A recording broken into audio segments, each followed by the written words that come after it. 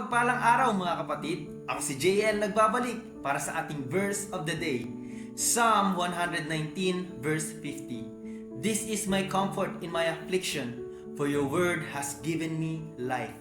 Ang talatang ito ay nagpapatunay na tayo bilang mga anak ng Diyos ay dapat magbasa at magbabad sa salita ng ating Panginoon. Dahil hanggat tayo ay nabubuhay sa mundong ito, maraming mga pagsubok, temptasyon, paghihirap at kung ano-ano pang mga bagay ang ating kakaharapin sapagkat ang dyablo na ating kaaway ay gagawin ang lahat upang hindi tayo makapagbigay ng papuri sa ating Panginoong Yesus. Kaya nga mga kapatid, kung ikaw ay dumadaan ngayon sa matinding bagyo ng buhay, buksan mo ang iyong puso sa kanyang espiritu at sa kanyang salita. At ikaw ay kanyang aaliwin at palalakasin. Kung para sa iyo ang verse na to, comment Amen! At huwag kalimutang mag-like at i-share ang video na ito. God bless!